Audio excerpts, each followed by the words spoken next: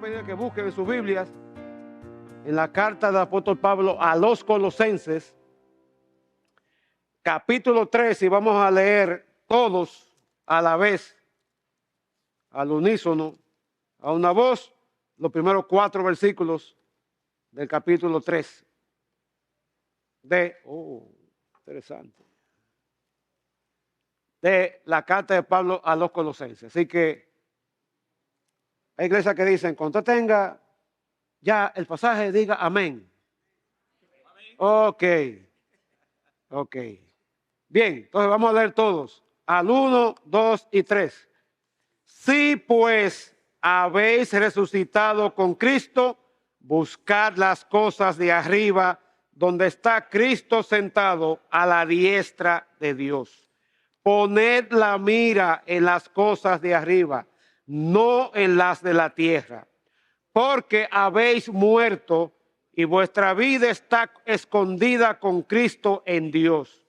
Cuando Cristo, vuestra vida, se manifieste, entonces vosotros también seréis manifestados con Él en gloria. Hermano, quiero animarte en esta mañana. Si tú has conocido a Cristo como Señor y Salvador, tú has muerto y resucitado con Cristo. Por tanto, mira arriba y no tanto a tu alrededor. Señor, permítanos ahora ir a tu palabra. Necesitamos, requerimos con urgencia, con prioridad, la dirección de tu Espíritu Santo para este tiempo, tanto para mi persona como para mis hermanos que vamos a recibir tu palabra en esta mañana. Reconocemos, Señor, que te necesitamos. Sin tu guía yo puedo decir cosas que no debo decir. Sin tu guía nos vamos a desviar y a poner atención en otras cosas. Podemos distraernos. Pues necesitamos, Señor, que tu Espíritu Santo abra nuestro entendimiento para entender, recibir, discernir, asimilar, gustar lo que tú tienes en tu palabra para nosotros en esta mañana. Rogamos que también, que tú, Señor, nos examine y nos pruebes, y si hay pecado no confesado, nos limpies y nos laves por la sangre de Cristo, tu Hijo amado. Y en esta hora, Señor, tu Espíritu Santo se puede mover con libertad entre nosotros, llevar tu palabra, aplicarla a cada necesidad, a cada situación, a cada circunstancia específica y particular. Y esto hazlo, Señor, para gloria y honra de tu santo nombre, por tu amado Hijo Jesús, nuestro Señor y Salvador. Te lo pedimos, te lo suplicamos. Amén. Hermano, muy amable, pueden sentarse. Meses atrás yo vi una película en uno de estos canales de streaming que en inglés se llama Don't Look Up. En español, no mire arriba. Y la trama tiene que ver con un par de científicos, un par de astrónomos, que de buena primera descubren que a la Tierra se acerca un cometa del tamaño y con la velocidad suficiente para destruir el planeta Tierra. Y obviamente ellos se alarman y comienzan a buscar cómo advertir y llevar la noticia ante las instituciones gubernamentales, como la película se ambienta en Estados Unidos. Lo llevan a donde la presidenta, la película tiene una presidenta de los Estados Unidos, ante sus consejeros, y no le hacen caso.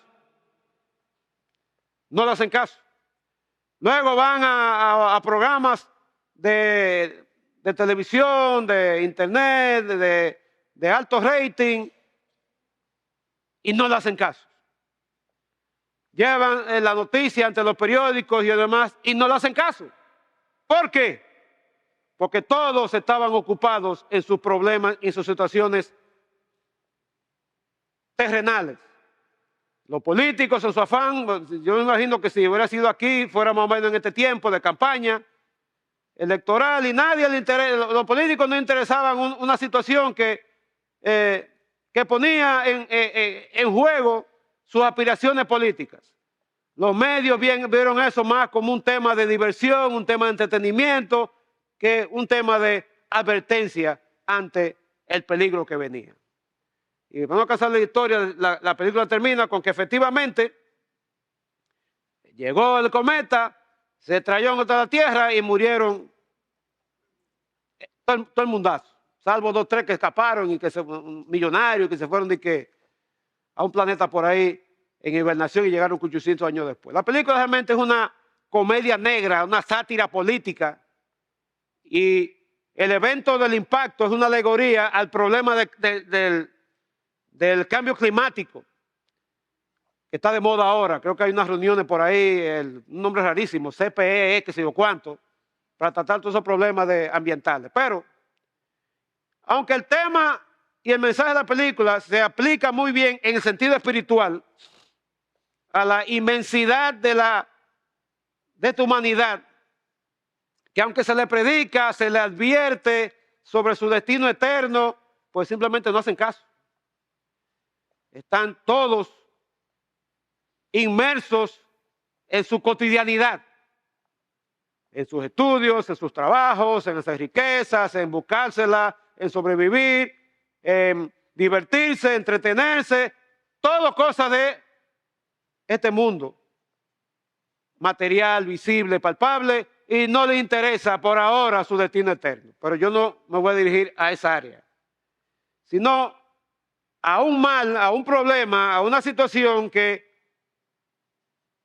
se da entre nosotros los creyentes. Nosotros que hemos aceptado la oferta salvífica, el regalo de salvación, que hemos respondido por fe a Cristo para salvación, nosotros también exhibimos esa misma característica. De nuevo, estamos todos, sin excepción, y yo me incluyo ahí,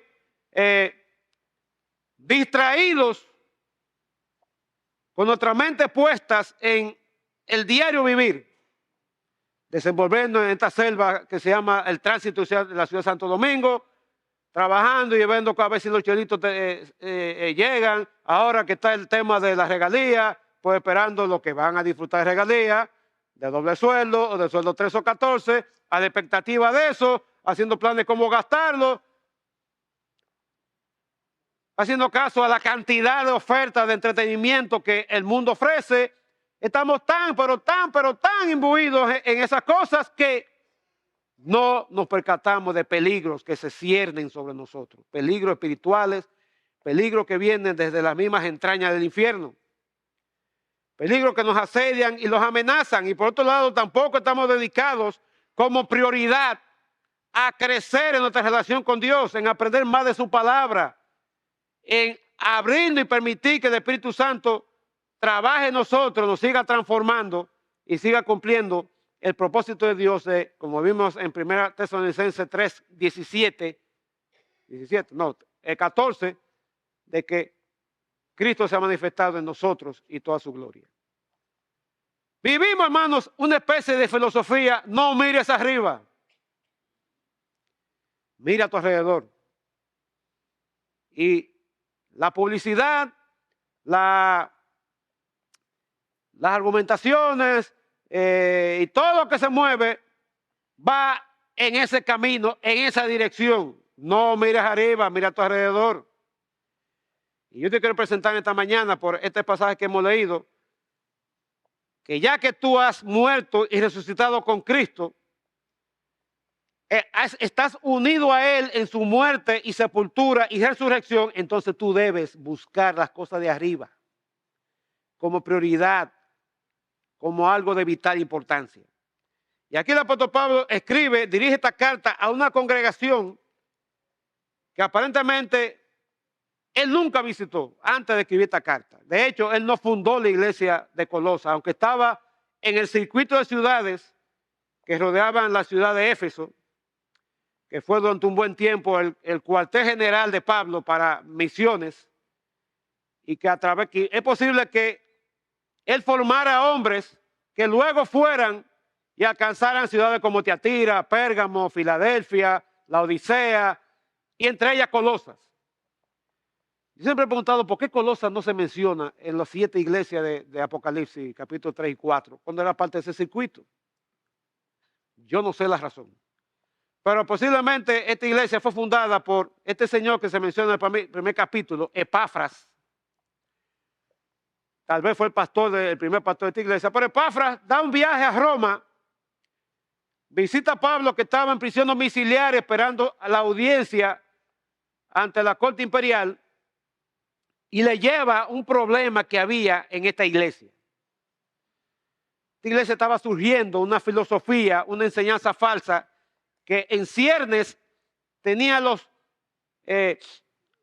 características de lo que años después surgiría como el gnosticismo. Gnosticismo con herencia de la filosofía griega, tomando el tema a muchos del dualismo, que separa la materia del espíritu, dice que la materia es mala, el espíritu es bueno. Habla de que enseña que se necesita tener una iluminación especial para poder llegar a Dios y ser recipiente de sus bendiciones. Y esa filosofía estaba minando la doctrina de la deidad y la humanidad de Cristo. Porque al no entender el tema de la materia y el espíritu y al considerar la materia mala, ellos no concebían que Dios se haya hecho hombre. Entonces drenaban, torpedeaban la humanidad de Cristo, pero a la vez ponían a Jesús en su deidad como una emanación de Dios, entre otras cosas. Además era una filosofía que tenía rasgos de legalismo judío, pues insistía en cosas como la circuncisión, el guardar ciertas fiestas, reglas. También tenía rasgos que animaba al ascetismo. Ascetismo es aquello que aboga por el abstenerse de muchísimas cosas, comida, bebida, relaciones íntimas, todo ese tipo de cosas, como un medio para alcanzar algún grado de espiritualidad. Y también insistían en el misticismo, en la adoración a ángeles, en la adoración a seres espirituales. Y Pablo tiene entonces que al escuchar a Epafras y escuchar todo esto, allá en su prisión domiciliaria, se sienta y escribe esta carta a los colosenses, que es parte de las 4 cartas de la cárcel, como le llaman. Carta a los Efesios, carta a los Colosenses, carta a los Filipenses, carta a Filemón.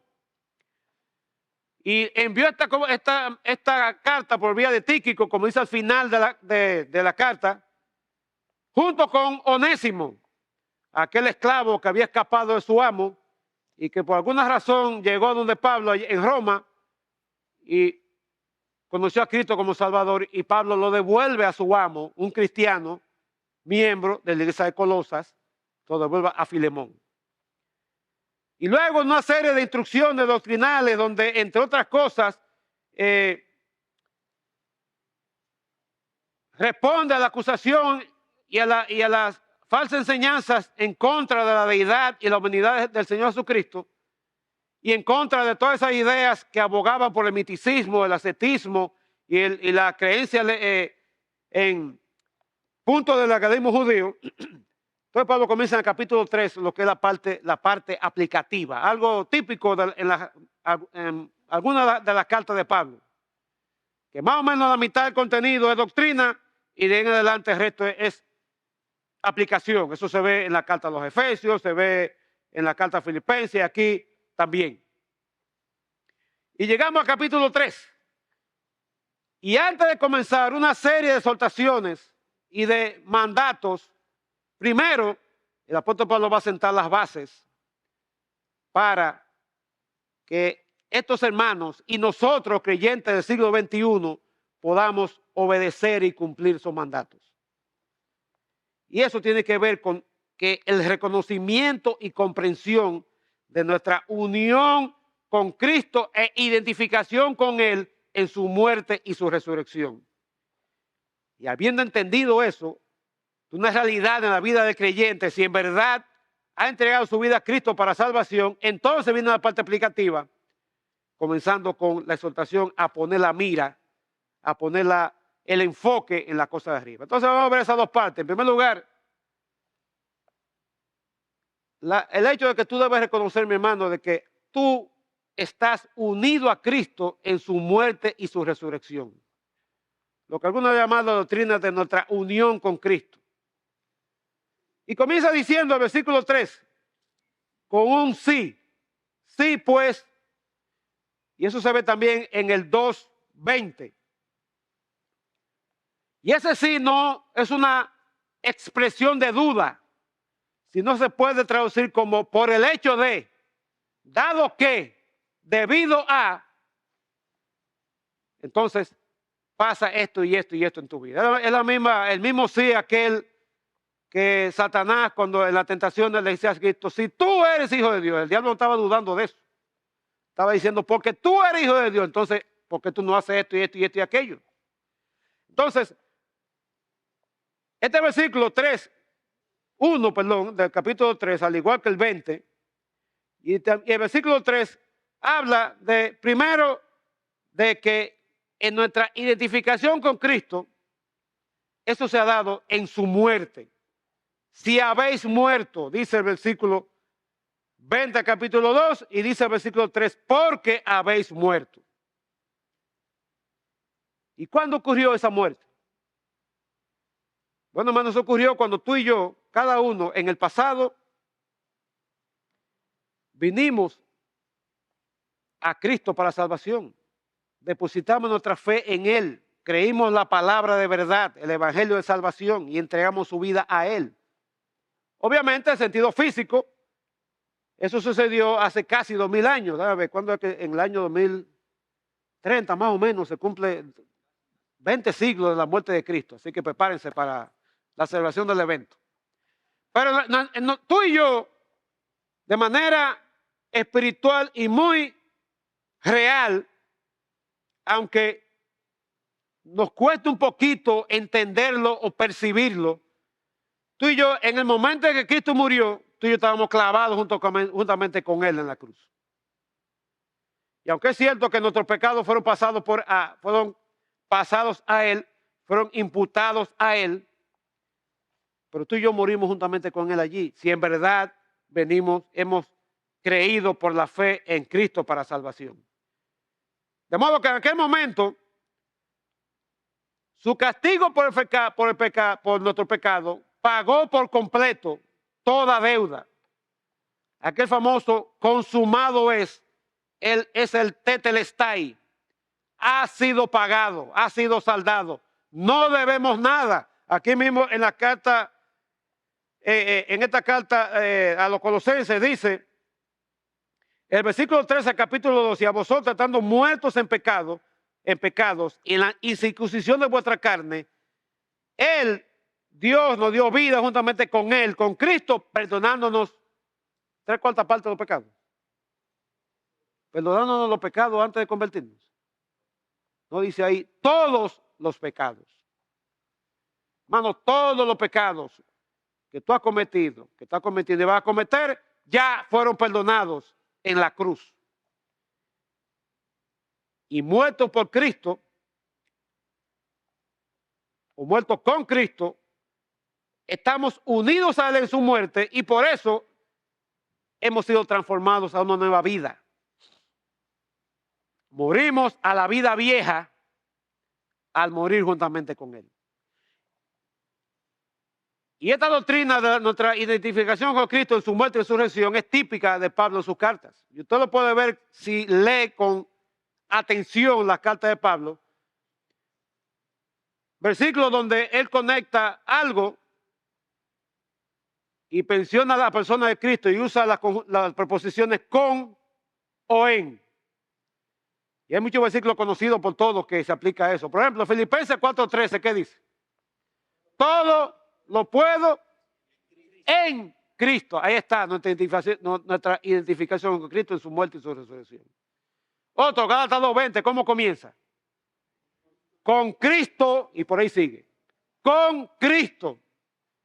Ahí también hay un ejemplo de esa identificación con nuestro Señor en su muerte.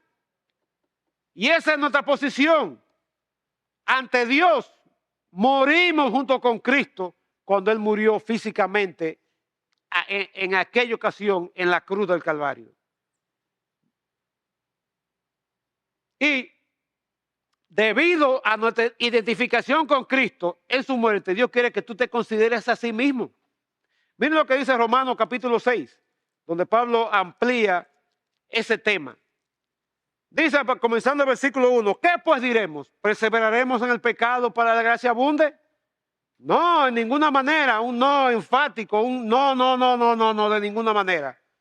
Y da razón, porque los que hemos muerto al pecado, ¿cómo viviremos aún en él? Si tú has muerto con Cristo, si tú estás identificado en su muerte, ¿cómo entonces tú vas a seguir viviendo el pecado? La idea no es que no vamos a pecar, es que no deberíamos amar el pecado, ni buscarlo, ni desearlo, ni mucho menos disfrutarlo. Dice el versículo 3, ¿o no sabéis que todos los que hemos sido bautizados en Cristo Jesús, hemos sido bautizados en su muerte? Y aquí el bautismo no es el bautismo en agua. Ese bautismo da la idea de que fuimos inmersos en Jesús cuando Él murió en la cruz. Es la misma idea que Pablo utiliza en 1 Corintios 10 para decir que el pueblo de Israel, bajo la nube, y cuando cruzaron el mar, ellos fueron bautizados juntamente con Moisés. Entonces, aunque el bautismo en agua es una ilustración tangible y pública de ese evento, eso no es lo que nos hace morir al pecado, ni morir juntamente con Cristo. Ya al momento cuando conocemos y al Señor entregamos nuestra vida a Él, le reconocemos como Señor Salvador y nos arrepentimos en ese momento, se hace efectivo esto de que hemos muerto con Cristo. Y al contarnos como muertos en Cristo, eso debe hacerse realidad en nuestra vida diaria. Y eso que Pablo dice en Romanos 14. Si vivimos, para Él vivimos. Si morimos, para Él morimos. Sea que vivamos o que muramos, somos de Él. Somos de Él por creación y ahora somos de Él por redención. Así que si vivimos como los que han muerto, entonces cada vez más nos seremos y creceremos a la imagen y semejanza del Señor Jesucristo. Cada vez más y más nos volveremos como Cristo. Ahora yo pregunto, y te animo a que te preguntes, ¿por qué no estamos creciendo cada vez más a la imagen de Cristo? ¿Por qué parece como que estamos estancados? Y tenemos las mismas luchas día tras día, mes tras mes, año tras año. Posiblemente es porque no hemos caído en cuenta de que hemos muerto con Cristo al pecado. Y aunque el pecado se supone que no tiene potestad de nosotros, todavía seguimos sujetos a sus ataques, a sus engaños y a sus consecuencias. Entonces, hermano, en primer lugar, Dios quiere que tú entiendas, que tú y yo entendamos la realidad de que hemos muerto con Cristo. Pero también Él quiere que entendamos que hemos resucitado con Él, y así lo dice el primer versículo. Sí, pues, de nuevo, Colosenses capítulo 3.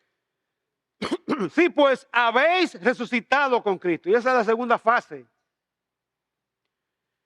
de nuestra identificación con Cristo en su muerte y su resurrección.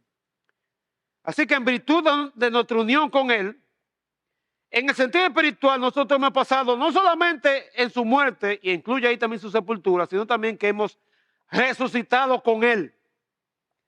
Cuando el Señor Jesucristo fue sepultado físicamente y estuvo ese tiempo en el sepulcro, al final Dios lo resucitó. Y allí cuando Él resucitó, tú y yo fuimos resucitados por igual. De nuevo, en un sentido espiritual, no estábamos físicamente con Él 2000 años atrás. Pero la realidad espiritual es que así como morimos con Él, y se hace efectivo en el momento en que nos convertimos, por igual resucitamos con Él y eso se hace efectivo en el momento en que nos convertimos o venimos a Cristo para salvación. Y ahora, Luego de haber muerto y ahora que hemos resucitado, ahora tenemos la vida que nos permite, y obviamente con la ayuda del Espíritu Santo, entender muchas verdades espirituales, entender muchos resultados y recibir los resultados que vienen con la salvación y recibir las bendiciones espirituales que Dios tiene para nosotros, como las que están indicadas en Efesios capítulo 1 y también en 2 de Pedro capítulo 1, más las cualidades del fruto del Espíritu. Así que el creyente es contemplado en este pasaje y en las Escrituras como habiendo muerto con Cristo y habiendo resucitado con Él de entre los muertos. Ahora te dirá, pero ¿y cómo es? O sea, yo no sé cómo es, pero es un tema para recibirlo por fe y entenderlo. O sea, yo no puedo explicarle y yo con mi mente entrenada para luchar con números, yo no encuentro una ecuación a eso. Entrenado para luchar con ecuaciones, para luchar con modelos y todo ese tipo de cosas. Yo no sé si hay una ecuación para eso. Ahora, si hay una realidad espiritual, una verdad espiritual que está de cabo a rabo, especialmente en las cartas de Pablo, y es para que tú y yo lo entendamos así. Y nos consideremos, y volviendo a Romanos capítulo 6, Pablo sigue diciendo que nosotros, como hemos muerto con Cristo y hemos resucitado con Él, así debemos, dice el versículo 11 del capítulo 6, así también vosotros consideraos muertos al pecado, pero vivos para Dios ahí está de nuevo la proposición, en Cristo Jesús, Señor nuestro. De modo que no es algo que yo le puedo dar, ni usted me puede dar a mí, ni Yadín, ni Pedro, nadie le puede dar. Eso no se puede adquirir de una vía, es algo que hay que aceptarlo por fe, asimilarlo porque la palabra lo dice. Considerarnos. Ahora que está de moda eso, ¿verdad? Y que si yo me levanto y yo me creo que soy un ave, tengo libertad para sentirme como un ave. Que si yo me sueño que soy un gato, yo tengo todo el derecho a que me reconozca que soy un gato. Bueno, dice aquí que tú y yo debemos considerarnos. Y eso no tiene que ver con que nadie nos la presente. Tú internamente tienes que considerarte muerto al pecado y vivo para Dios por el hecho de que has muerto y has resucitado con Cristo. Y de nuevo el tema por el cual quizás vivimos vida como que no impactamos, que no nos parecemos al vecino porque no bailamos bachata o no cantamos reggaetón o no bebemos o en Navidad no nos damos unos humos que hay que recogernos, no jugamos caraquita, no hacemos fila para comprar números en la estafeta de loteca. Esto es una diferencia del mundo. ¿Qué más? ¿Qué otro impacto estamos haciendo? Están nuestros vecinos, compañeros de trabajo, familiares, deseando tener lo que tú y yo tenemos. Y además, hermano, nuestro problema es que no nos consideramos lo que Dios dice que somos. Muertos al pecado, con Cristo, identificados con Él en su muerte y su resurrección. Así que el significado espiritual es que, por un lado, hemos sido separados definitivamente de nuestra antigua manera de vivir. Morimos con Cristo. Y ahora, al resucitar con Él, hemos entrado en una forma totalmente nueva de vida. Ya no vivo yo, decía Pablo, mas vive Cristo en mí. Y eso debe ser también nuestro sentir, nuestra convicción. Lo decimos de boca, ¿verdad? Y es muy bonito decirlo, pero en la realidad realmente lo estamos viviendo. Y de nuevo, parte del problema es que no nos consideramos muertos al pecado y vivos para Dios en Cristo. No estamos conscientes de la verdad espiritual de que estamos unidos a Cristo en su muerte y su resurrección. Así que a través de la muerte y resurrección de Cristo, y esto seguido por su ascensión y exaltación, Dios nos garantiza el poder, Dios nos garantiza la capacidad para poder vivir acorde a lo que Dios dice que tú y yo somos. Delante de Él estamos muertos con Cristo y resucitados con Él. Y ese era el espíritu de Pablo. Miren, ese es su sentir, esa es su convicción. Miren lo que él dice en Filipenses 3:10. Filipenses 3:10, comenzando del 8. O el del 7 dice, pero cuántas cosas eran para mí ganancia, las he estimado como pérdida por amor de Cristo. Y ciertamente aún estimo todas las cosas como pérdida por la excelencia del conocimiento de Cristo Jesús mi Señor, por amor del cual lo he perdido todo y lo tengo por basura para ganar a Cristo y ser hallado en Él, no teniendo mi propia justicia que por la ley, sino la que es por la fe de Cristo, la justicia de Dios por la fe. Entonces, ¿cuál era su empeño? ¿Cuál era su proyecto? ¿Cuál era su agenda? Dice el versículo 10, a fin de conocerle y el poder de su resurrección y la participación de sus padecimientos, llegando a ser semejante a Él en su muerte. Puedo decir yo que quiero participar de los padecimientos de Cristo.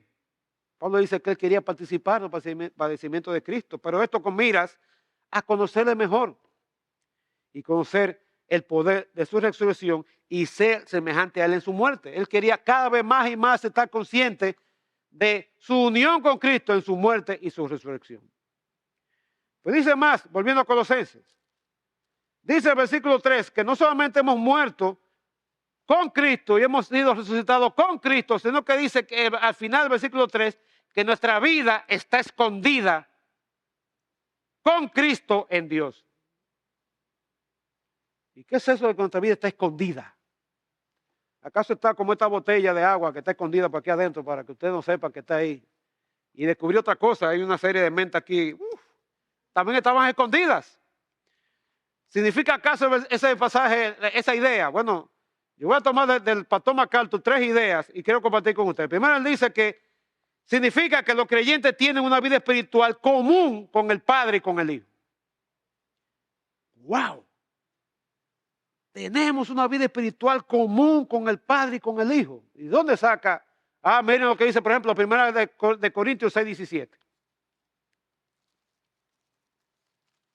1 de Corintios 6:17 dice, pero el que se une, ahí está otra vez la palabra unir, unión. El que se une al Señor, un espíritu es con Él. Entonces Pablo toma la ilustración de las relaciones íntimas entre un hombre y una mujer como donde hay una unidad especial para decir que el que se une a Cristo se hace un espíritu con Él.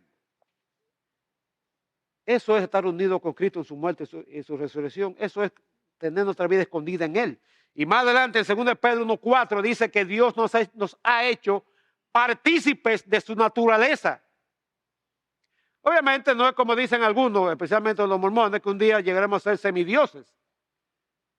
Pero Dios ha compartido contigo y conmigo rasgos o aspectos de lo que los teólogos le llaman los atributos comunicables. Dios es amor, Dios ha compartido amor contigo y conmigo. Dios es Dios de gracia, ha compartido gracia contigo y conmigo. Dios es un Dios de paz, nos ha dado paz a ti y a mí. Dios es un Dios de misericordia, nos ha hecho capaces de recibir y de transmitir misericordia, y así, y así, y así, y así. Entonces, nuestra vida está escondida con Cristo en Dios porque Dios ha querido a través de Cristo compartir una vida espiritual común, su vida espiritual con nosotros. En segundo lugar, eso implica que nuestra vida está escondida con Cristo en Dios, implica que el mundo no puede entender todo lo que implica la vida cristiana. ¿Cuántas veces ustedes no han escuchado a algún amigo familiar decir que yo no entiendo por qué que tú no quieres ir al teteo que te estamos invitando? Yo no sé por qué tú no quieres ir al bonche que está organizando la oficina. Nosotros no entendemos por qué tú eres tan samuro, tan alzado, tan antichévere, lo que sea. Es que ellos no pueden entender todo lo que implica la vida cristiana. No lo pueden entender. No pueden entender el anhelo que tú y yo tenemos o deberíamos tener, como dice Romanos 8:19, por la manifestación futura de nuestra redención. Ellos no entienden, porque para el mundo esas cosas solamente lo pueden entender si tienen el Espíritu Santo, como dice en 1 Corintios 2:14. Las cosas espirituales solamente se entienden cuando tenemos el Espíritu de Dios. Y si si a veces nos da brega a nosotros entender lo que se supone que tenemos el Espíritu Santo, ¿qué será aquellos que no lo tienen? Y dice en 1 de Juan 3:1, ahora somos hijos mirad cuán amor nos ha dado el Padre para que seamos llamados hijos de Dios. Por eso el mundo no nos conoce. Ahora, no es que tus amigos no te conocen. No es que tus familiares no te conocen. Es que ellos no entienden que ahora somos diferentes. Que ahora somos hijos del Altísimo. Ellos no entienden que estamos muertos y resucitados con Cristo. Y de nuevo, si a nosotros no habría que entender eso, ¿qué será el mundo? Entonces el llamado a que nosotros comencemos a asimilarlo, a saborearlo, a gustar esas verdades y hacerla realidad en nuestras vidas. Y en tercer lugar, esto de nuestra vida está escondida con Cristo en Dios, implica que tú y yo estamos asegurados por la eternidad, protegidos de todo enemigo espiritual y tenemos acceso a todas las bendiciones de Dios. En Juan 10:28 Jesús dijo, mis ovejas oyen mi voz. Yo aprendí esto de Pedro de Acuña hace años. Dice Cristo, mis ovejas oyen mi voz y están en mis manos. Y nadie las arrebatará. Mi Padre que me envió es mayor que todo y nadie va a poder arrebatar la mano de mi Padre. Entonces tú y yo estamos en la mano de Cristo, nuestra vida está segura. Y a la vez estamos protegidos por la mano. Mira, y a mí no me alcanza la mano. Y yo no sé el nombre elástico, ni mucho menos. Pero imagínense la mano de Dios rodeando a nosotros, que ya estamos rodeados de Cristo. Eso es tener nuestra vida escondida en Él. Y es esa falacia de que la salvación se puede perder, de que si yo voy caminando y estoy pasando frente a una discoteca y viene Cristo que me voy a quedar porque estoy pasando frente a una discoteca, y eso es disparate. O que el Señor viene y me encuentra, siéntate así a Carlos Rí, un pecozón porque me hizo enojar, me voy a quedar. Claro, son pecados que hay que confesar si efectivamente pasó eso y ese no lo vino. Pero nadie se va a quedar de que porque si uno encuentre, salvo que tú no tengas a Cristo como tu Señor Salvador y te va a encontrar en tus pecados y no te vas a ir.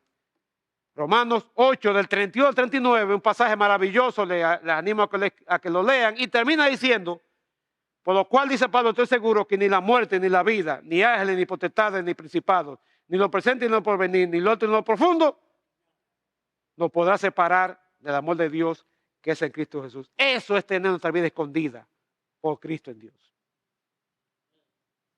Así que compartimos, Dios ha querido compartir con nosotros de su naturaleza divina. El mundo no nos entiende, no entiende por qué vivimos la vida que vivimos en Cristo y nuestra vida está asegurada para salvación para siempre. De modo que de parte de Dios, en el tiempo Él nos implantó en Cristo por el Espíritu Santo. En el tiempo. Año 1973, agosto, en un campamento de niños. Reconocí a Cristo como mi Señor y Salvador. En ese momento Dios me implantó en Cristo por el Espíritu Santo. Y como resultado, entonces, fuimos unidos a Cristo por medio de una fe viva. De modo que nuestra vida está escondida en Cristo. El mundo no la entiende. Pero la vida de Cristo entre nosotros, Dios quiere potencializarla en tu vida y llevarla a lugares para los cuales nos eligió. Vimos esta mañana en 2 Tesalonicenses, capítulo 2, versículos 13 y 14, que Pablo da gracias por todos hermanos porque Dios los escogió para salvación desde el principio. Y dice que el propósito es para alcanzar la gloria de nuestro Señor Jesucristo. Eso es lo que Dios quiere lograr en ti y en mí. Que un día, por medio de lo que se llama la santificación final o glorificación, Él nos hará semejante a Cristo. Esa es la idea del versículo 4. Dice el versículo 4 de Colosenses 3. Hay una promesa que ha de cumplirse en el momento en que nos encontremos con Cristo, sea que seamos arrebatados con Él en vida, o Él nos resucite donde quiera que esté nuestro cuerpo, ya hecho ceniza o devorado por los tiburones o consumido por las llamas, lo que sea. Dice ahí, cuando Cristo vuestra vida, y es interesante, Cristo vuestra vida. Él es la fuente y el modelo de nuestra vida. Y varias veces, si ustedes leen con detenimiento, miren cómo Pablo insiste en esa idea de Cristo como la fuente, el poder para la vida. Dice el versículo 1, resucitado con Cristo. Dice luego, donde está Cristo. Dice el versículo 3, escondido con Cristo. Y el 4 dice, cuando Cristo vuestra vida. Cristo, Cristo, Cristo, Cristo, Cristo.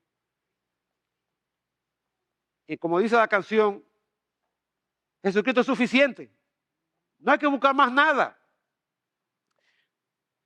Sí, es verdad que debemos ser llenos del Espíritu Santo, pero Jesucristo es suficiente. Sí, es cierto, debemos ser controlados por el Espíritu Santo. Jesucristo es suficiente. Y esa suficiencia la desarrollamos a medida que entendemos la realidad de que hemos muerto y resucitado con Él y nuestra vida está escondida con Cristo en Dios. Ahora, un día, el Señor se va a manifestar en gloria. Y es cierto que ahora estamos resucitados con Él y gozando de una vida que otros no ven ni la comprenden. Es más, yo creo que ni otros creyentes no comprenden. A veces yo no entiendo por qué hay creyentes que hacen ciertas cosas. Yo siempre he preguntado por qué alguien tiene que dejar su hogar, la seguridad de su sociedad, para irse a predicarle a una tribu en medio de la selva del Amazonas. Como leí, yo no sé si le conté, leí la historia de un joven de ascendencia oriental, que él le cogió, que él quería ir de misionero, digo le cogió, perdón, esa no es la expresión correcta. Él entendió que Dios lo llamaba a ir a predicar a una tribu que vive en una isla a donde nadie había llegado. Y toda la advertencia era, no vaya ahí porque te van a comer. Pero el muchacho entendió que el Señor lo llamaba para ir ahí y él se entrenó físicamente, aprendió parte del idioma, del lenguaje, estudió incluso principios de medicina, hizo una serie se preparó para eso. Llegó a la isla y lo mataron. Entonces me pregunté, ¿pero por qué? Todas las cosas que yo no entiendo, pero Dios sí lo entiende. Y eso es parte de esa actitud que podemos asumir cuando entendemos que hemos muerto y sepultado con Cristo y resucitado y nuestra vida está escondida en Él. Ahora, un día, dice, cuando Cristo se manifieste, entonces tú y yo seremos manifestados con Él en gloria.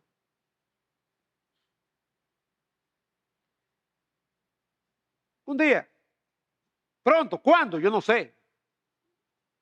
Mañana, pasado mañana, el mes que viene, el año que viene, quizás antes que yo me muera, o en los tiempos de los hijos de Ash y de Arán, pero el Señor se va a manifestar. Y en ese momento entonces dice que seremos manifestados con Él en gloria. Se cumplirá ese propósito divino para el cual, volviendo a 2 Tesalonicenses 3:14, para lo cual Dios nos llamó para salvación. Alcanzar la gloria de Cristo en Dios. Y eso que dice de nuevo, llevando la primera de Juan, capítulo 3, versículo 1 y 2, 1 al 3. Déjame leerlo para no equivocarme, mencionarlo de memoria. Mirad cuán amor nos ha dado el Padre para que seamos llamados hijos de Dios. Por esto el mundo no nos conoce porque no le conoció a Él. Amados, ahora somos hijos de Dios. Y es verdad. Pero todavía vivimos en esta carne, luchando con el pecado y luchando, ¿verdad?, por querer agradar a Dios y servirle, pero todavía hay oposición. Aún no se ha manifestado lo que hemos de ser. Todavía el mundo nos ve igualito que ellos. Nadie anda con una aureola aquí arriba, ni con alas como si fuera la verdad, ni con un sello que diga yo soy hijo de Dios. Obviamente nuestra vida debe evidenciar eso, pero aparte de eso, aún no se ha manifestado lo que hemos de ser, pero sabemos que cuando Él se manifieste, y ahí entonces Juan hace paralelo con Pablo, Cuando se manifieste, seremos semejantes a Él porque le veremos tal como Él es. Hermano, tú deseas eso. ¡Wow! Cuando se manifieste, seremos semejantes a Él. Obviamente no seremos semidioses, ¿verdad? Que volaremos y tenemos poderes para atravesar paredes y romperla. Seremos mini Hawks o como toda esta fantasía de Marvel y de DC Comics. No, pues seremos semejantes a Él porque seremos seres sin pecado. Perfectos. Dispuestos a servir a Dios por siempre jamás, sin la atadura y sin la traba del pecado.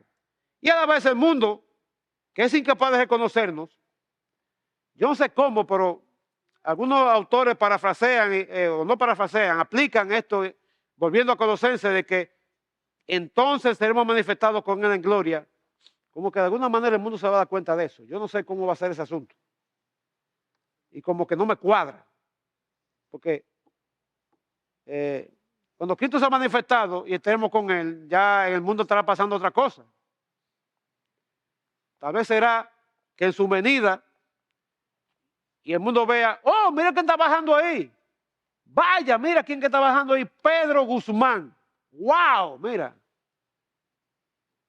Y lo van a ver fit. Pero también van a ver un Pedro diferente, ya no el Pedro Uraño, que da boche. De alguna manera, dice aquí, seremos manifestados, entonces vosotros seréis manifestados con Él en gloria. De alguna manera, posiblemente el mundo se va a dar cuenta que hemos sido transformados de golpe y porrazo, de 100%, como cuando usted un bolsillo le hace así y lo voltea, una cosa totalmente diferente. De alguna manera el mundo se va a dar cuenta. Nuestra vida será transformada y habrá alguna especie de vindicación pública y de glorificación, y ambas cosas coincidirán. Quizás va a ser en el juicio del gran trono blanco, donde allí, cuando el Señor juzgue a alguien, diga, mira, a ti te predicaron. ¿Pero quién te predicó? Mira, ¿qué te predicó? Mira, tú estás viendo ese que está allá. ¡Ay, verdad, fulano! Eso te predicó y tú rechazaste. Yo no sé cómo. Ahí hay campo para la imaginación. Pero el punto es que un día esa vida escondida, en cierto sentido, va a ser manifestada. Y ya seremos transformados y seremos semejantes a Cristo.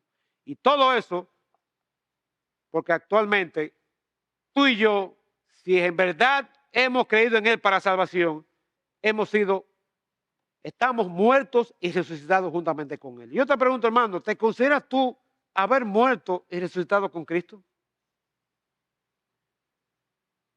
Bueno, tú dirás, yo no sabía eso, ahora que tú me lo estás diciendo, está bien, pero ahora que lo escuchaste, ¿tú te consideras muerto y resucitado con Cristo? ¿Te has separado definitivamente de tu vieja forma de vivir? Eso es haber muerto con Cristo. ¿Te has separado de tu vieja forma de vivir? ¿O todavía tú de vez en cuando te das una escapadita y disfruta de aquella cosita de tu vida pasada? Y después te vuelve y nada, te pone el traje, el disfraz evangélico y Dios te bendiga, mi hermano, y una sonrisa y cantando, y que patatín, que patatán. Pero ¿te has tú separado de tu vieja forma de vida? ¿Evidencia tu andar cotidiano la vida de Jesucristo en ti, de que estás muerto y resucitado juntamente con Él? ¿Estás viviendo tan apegado al yo y al mundo que no hay en tu vida algo que otros puedan entender, distinguir de que tú eres diferente y especial?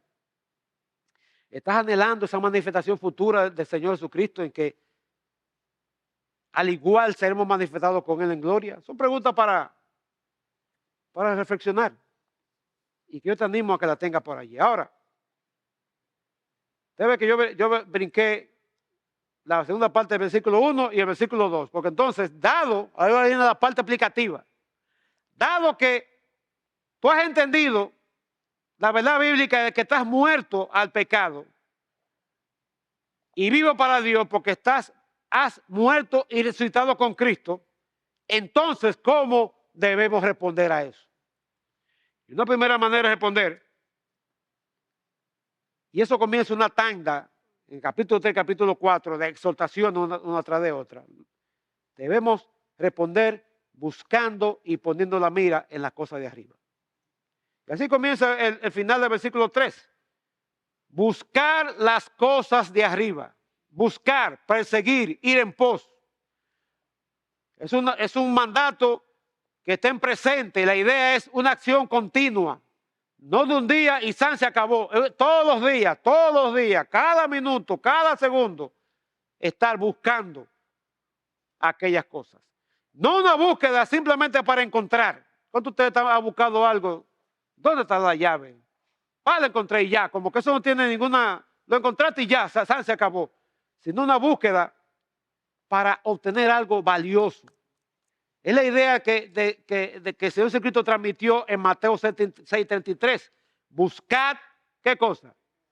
Primeramente, el reino de Dios y su justicia, y lo demás será añadido. Ahora, no una búsqueda para lo encontré y lo puse ahí. Encontré la llave, ya lo puse ahí para cuando necesite. No una búsqueda anhelante, con miras a apropiarnos de eso. Es el tipo de búsqueda que el Señor ilustró en aquella parábola de la perla y del campo.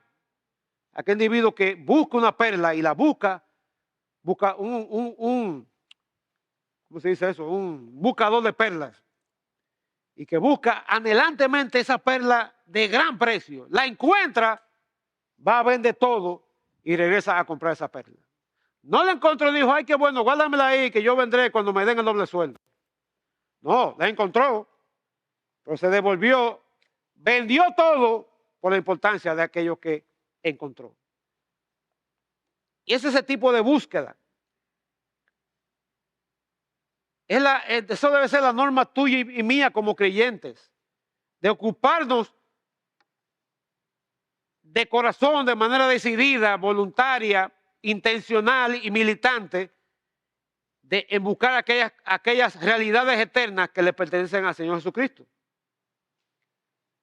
No tener un estilo de vida anclado en este mundo, en esta tierra, sino buscar las cosas de arriba. Es interesante que en el original, la palabra, las cosas de arriba, están al inicio de la oración, aunque en español está casi en el medio.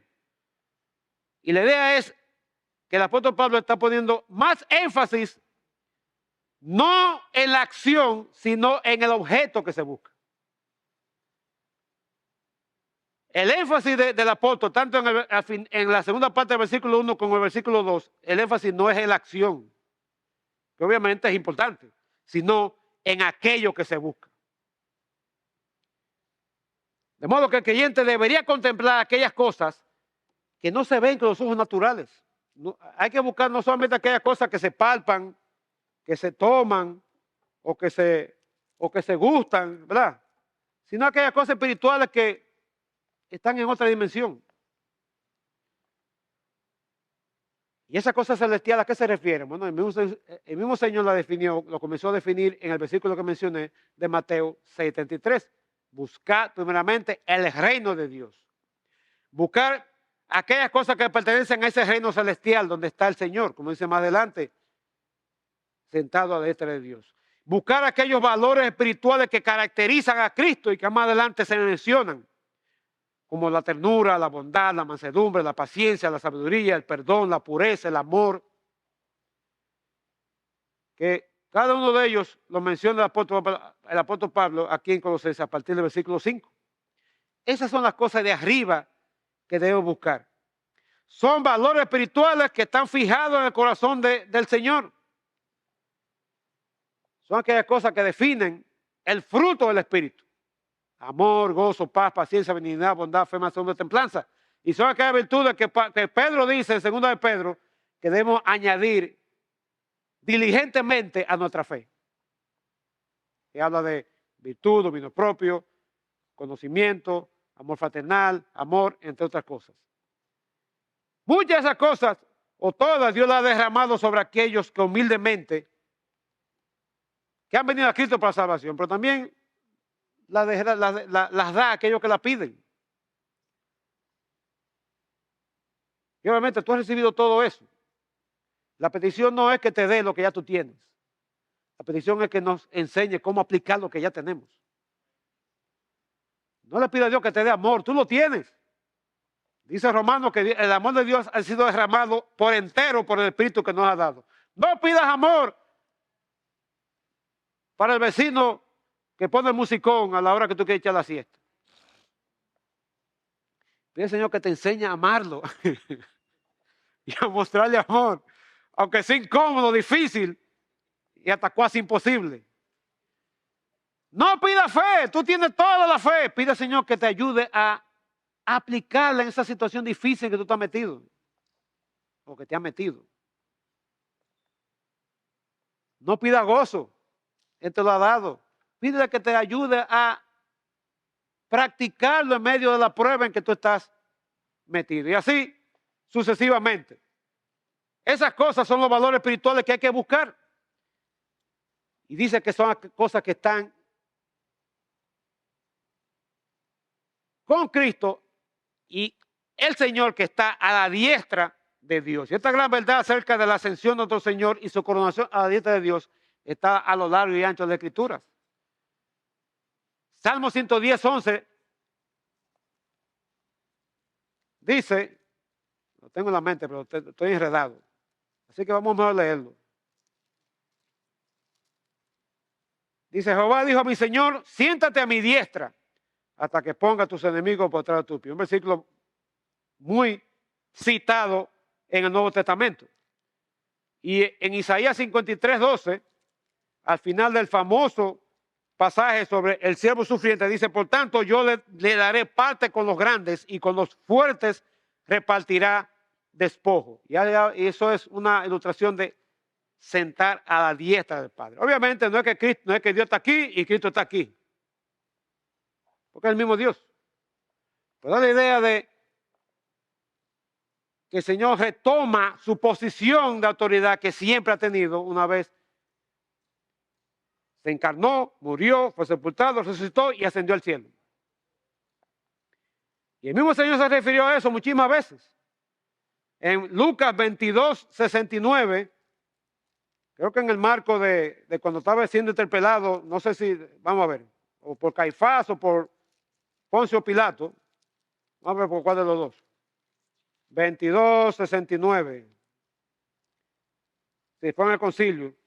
Le preguntaron, ¿eres tú el Cristo? Dínoslo. Y le dijo, bueno, si se lo dijere no creeréis. Y también si os preguntare, no me responderéis ni me soltaréis. Pero desde ahora el Hijo del Hombre se sentará a la diestra del poder de Dios. Y al final del capítulo 7 de Hechos dice que Esteban, mientras era apedreado, él vio el cielo abierto y vio a Jesús de pie a la diestra del Padre. De modo que esa verdad está a lo largo y ancho de las Escrituras. Cristo, luego de morir, ser sepultado, resucitar y ascender al cielo, su posición es de autoridad, de hegemonía, de preeminencia y se ilustra con la idea de que está a la diestra del trono de Dios. Y esta exaltación lo convierte en la fuente de bendición para su pueblo. De nuevo, todo esto es Cristo y Cristo y Cristo y Cristo y más Cristo. De él no podemos salir. Separado de él, el mismo Señor lo dijo en Juan 15, nada podemos hacer. De modo que él es la fuente de bendición para su pueblo. Pero también dice el versículo 2 que debemos poner la mira en las cosas de arriba. Y este verbo originalmente significa colocar la atención en o pensar bien, tener la disposición interior correcta. Pablo los anima a que reflexionen, les anima a que anhelen vivamente esas cosas de arriba. Es la misma idea que está en Filipenses 4:8, cuando dice, por la demás de Cristo, todo lo que es verdadero, todo lo honesto, todo lo puro, todo lo amable, todo lo que es buen nombre. Si hay virtud alguna, si hay algo digno de alabanza, en esto pensar. Y hermano, ¿y qué cosa más digna de alabanza, más amable, verdadero, justo, santo, que las cosas de arriba para pensar, para concentrarnos en meditar, para concentrarnos en poner nuestra atención cada día, mirando arriba? Alguien sugirió que buscar marca el empuje práctico y que poner la mira describe el impulso y las disposiciones internas. Eso es forma poética de, ¿verdad?, de ilustrar estos dos verbos de buscar y poner la mira. Y así como la brújula por lo general señala al norte, o siempre señala al norte si son también bien fabricadas, la disposición entera de un creyente debe ser dirigirse hacia las cosas que están arriba. Y yo daba al Señor por en buen sentido de la palabra, por el afán de Orestes, en buen sentido de la palabra, por animarnos a memorizar. Memorizar la Escritura no para llenarnos de información, sino para meditar. Un proyecto para pensar. Memorizar con temas específicos. Yo no sé cuántos de ustedes están involucrados en ese proyecto. Y les animo. Pero no, de nuevo, no para llenarnos la cabeza de versículos bíblicos, sino tenerlo ahí y como la vaca que rumia, después que se harta de hierba, va y se sienta a la sombra de un árbol y devuelve y mastica. Eso es meditar. Que a veces la gente dice, pero yo no sé cómo meditar. Piensa, el problema que tú tienes es que tú das mente y mente a eso, y no eso es meditar. Pues el muchacho le está dando muela a la muchacha, nada más piensa en ella, la muchacha, eso es meditar. Entonces, si lo hacemos con muchísimas cosas, ¿por qué no hacemos con las Escrituras? Y de nuevo, el verbo poner la mira da la idea de una acción continua, de algo regular, algo que debe hacerse repetidamente. No es algo que se hace una vez y para siempre. Es algo en lo cual hay que estar machacando, insistiéndonos, disciplinando. Es un tema de disciplina, un ejercicio al cual tenemos que, ¿cómo se dice?, golpear nuestro cuerpo para que se someta a esa disciplina, si no, no lo va a hacer. Y dice poner la mira en las cosas de arriba, en la misma cosa que ya hablamos, el reino celestial y los valores espirituales que caracterizan al Señor Jesucristo. Pero también podemos incluir el pensar en nuestro futuro hogar eternal.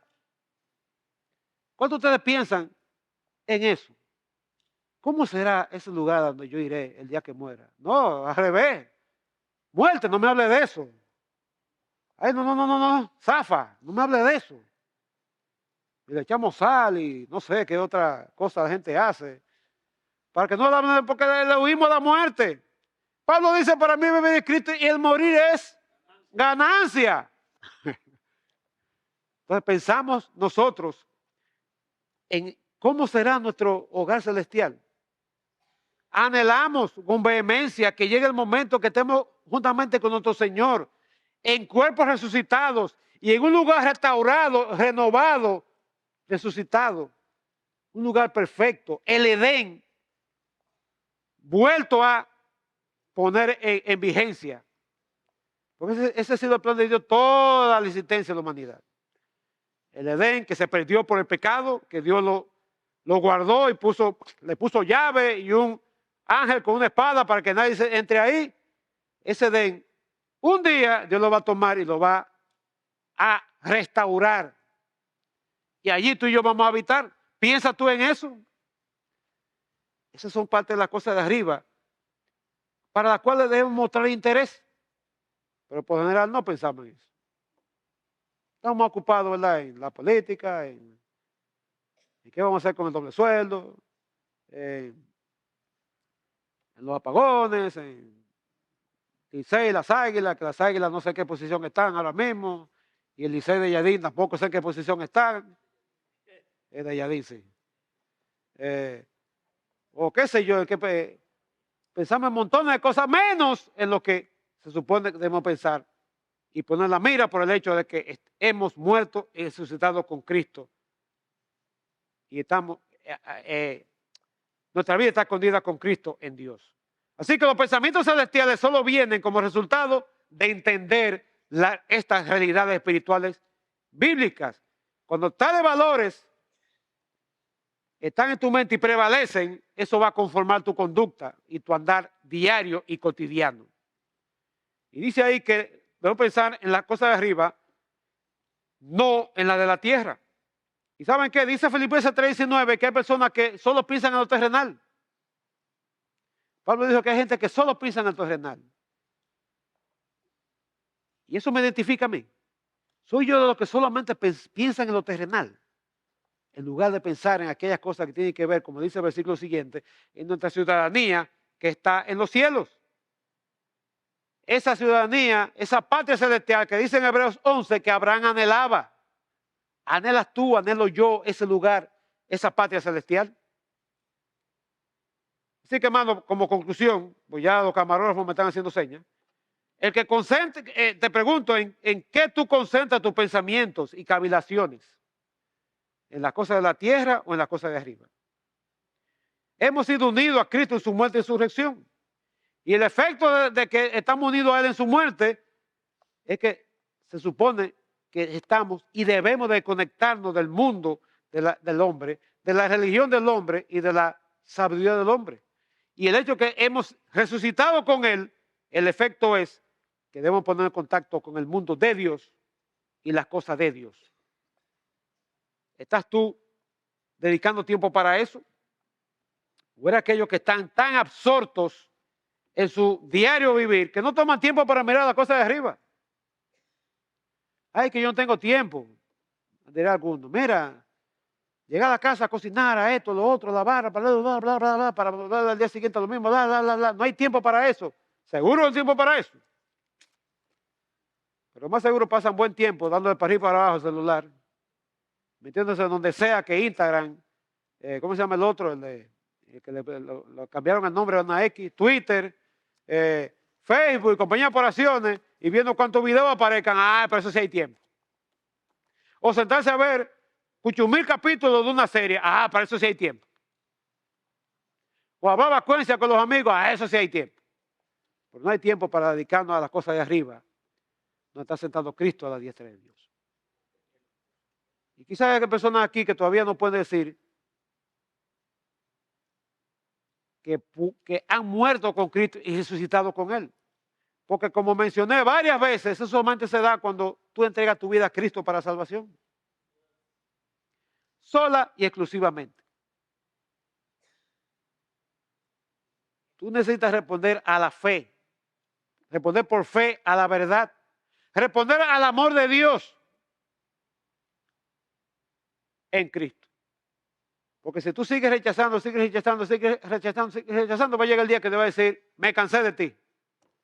Y va a venir algo peor a tu vida. Y hoy es el día aceptable, hoy es el día de salvación, hoy es el día de bendición. Y si entre nosotros hay alguien que todavía no ha tenido un encuentro con Cristo para salvación, yo te animo que consideres y hacerte regalo de salvación. Yo veo las caras y yo entiendo que si no todos, la mayoría que estamos presentes aquí ya hicimos esa decisión, pero todavía hay algunos que no lo han hecho. Y usted no sabe quiénes son y tú sabes cuál es tu condición. Acepta a Cristo como Señor y Salvador para que puedas poder decir que tu vida está escondida con Cristo en Dios y que puedas tener la esperanza maravillosa, la promesa maravillosa de que un día, cuando Cristo se manifieste, tú también puedas ser manifestado con Él en gloria. Amado Dios, gracias te damos por tu palabra en esta mañana. Y gracias por las bendiciones que tú nos has dado en Cristo Jesús, porque nos amaste y porque nos has dado consolación eterna y nos has dado de tus bendiciones maravillosas. Oh Señor, tenemos que confesarte que por lo general no pensamos en estas cosas. Nos dejamos arrastrar, nos dejamos zambullir, nos dejamos hundir, enterrar por tantas cosas que pelean por nuestra atención, que nos atraen, que nos distraen, nos quitan el enfoque. Y todo es un llamado a volver de nuevo, a poner el enfoque en tu persona y en las cosas de arriba, por el hecho de que hemos muerto y resucitado con Cristo. Señor, ayúdanos porque la lucha no es fácil, pero gracias porque tu Espíritu Santo nos mueve y nos guía a eso. Y también, Señor, si entre nosotros hay personas que todavía no te han conocido de manera personal y para salvación, oro, Señor, que en el nombre de Jesús tú las traigas a ti para salvación. que no lo deje tranquilos. Síguelo, Señor, redarguyendo. Síguelo, Señor, mortificando hasta que venga de manera personal a ti para salvación. Hazlo, Señor, para ser glorificado y para ser cesado en nuestro medio. Te rogamos, te suplicamos por tu amado Hijo Jesús, nuestro Señor y Salvador. Amén. Hermano, muchas gracias. Dios me lo bendiga a todos. Buen día.